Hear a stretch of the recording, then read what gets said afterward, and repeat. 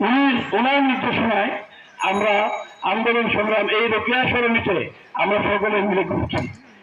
আমাদের অভিভাবক মামুনুল খান এবং শফিকুল ইসলাম মিল্টন একই জায়গার একই জুটি একই নেতৃত্বে পথ চলছেন এবং সেখানে বাংলাদেশ আমাদের এই দুই প্রিয় নেতা প্রিয় দুই অভিভাবক ওনারা বাংলাদেশ জাতীয় দলের পক্ষ থেকে জাতীয় থেকে ওনারা অংশগ্রহণ করেছেন।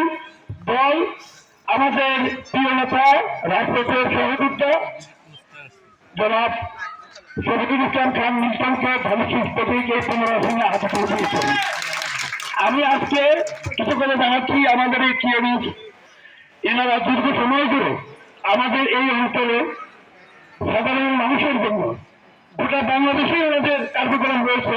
তো বিশেষ করে আমাদের এই কাফরুল অঞ্চলের এই অঞ্চলেরই সাধারণ মানুষের জন্য ওনাদের যতটুকু সম্ভব ওনারা করে যাচ্ছেন এবং কয়েকদিন আগেও ওনাদের হাসপাতালেই আমাদের দলের দুইজন সহযোদ্ধার সহধর্মিনী এখানে চিকিৎসা নিয়েছেন। ওনাদের শান্তনতা সহযোগিতা করেছেন।